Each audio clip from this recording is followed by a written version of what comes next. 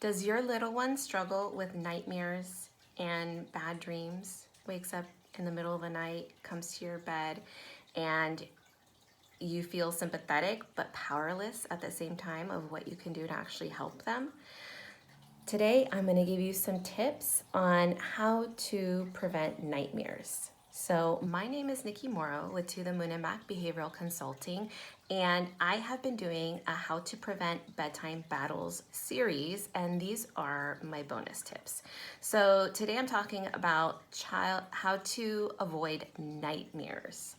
So a big part of what you're going to want to do is go back and review my video and my tips on the pre-bedtime wind down, because that will set you up for success. It helps your child's brain calm down, get ready for bed, be in a place of peace and calm instead of alertness and anxiety.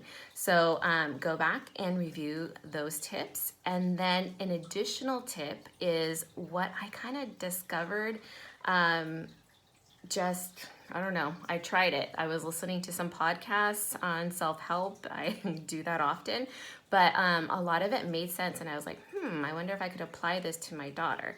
So a lot of what I heard is that we have to be careful of what we subject our brains to and our minds to right before we go to bed, because and it's been proven by science that what you get, what your brain gets programmed to think about before you go to bed is what it's going to ruminate, or what it gets exposed to is what it's going to ruminate on for the rest of the night, pretty much. So you know, even as adults, we need to be careful of what exactly we're exposing our brains to right before we go to bed. So the same is true for little ones. If there was something that was scary or anything like that that they were exposed to right before bed, they are for sure probably going to have a nightmare. And a lot of times they're in their room around the age of 2.5 to 3. Their imaginations just go wild. And so kids that had been sleeping just fine, never afraid of the dark, will all of a sudden start to be fearful of the dark, start to have nightmares, and they're laying in their beds trying to fall asleep, and then their minds go to, oh, this monster and that monster and all these different things, right? So they can literally almost drive themselves batty laying in their rooms at night and think of all these worst case scenarios right before they go to bed. And then that is what they're gonna ruminate on while they're sleeping. So what I tried with my daughter is that I went in there and I told her, I'm like, Jocelyn, we need to make sure that we are thinking of positive things, happy things right before we go to bed, because that's where we're telling our brains what we want to dream about. What would you like to dream about tonight?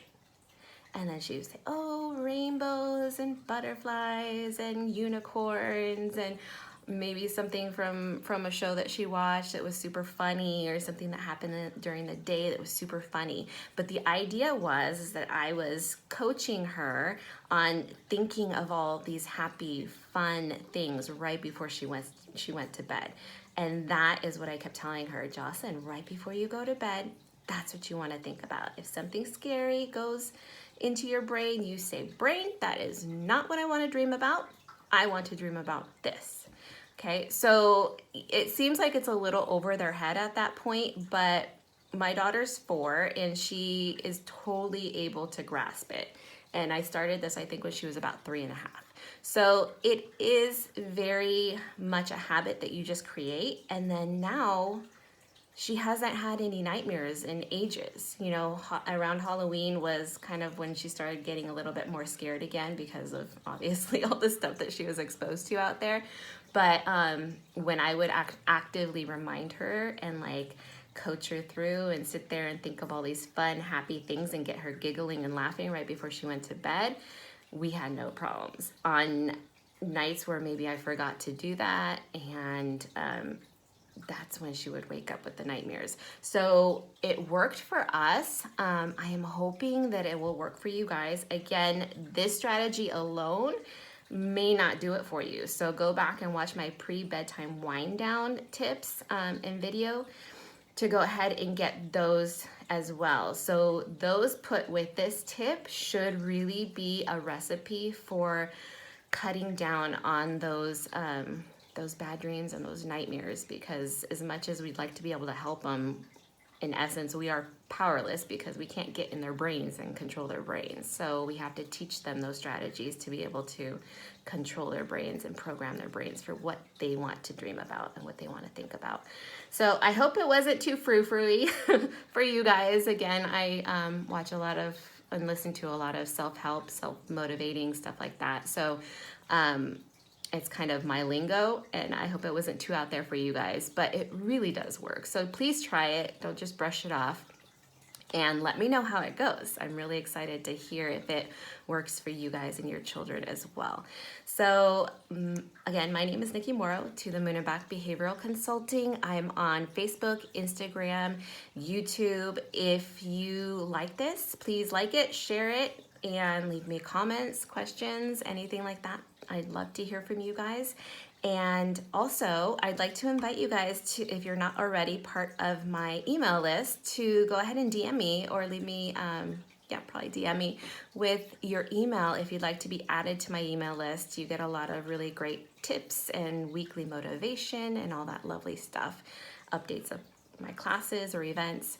Let me know. I'd love to talk to you soon. Take care and have a fabulous day. Bye-bye.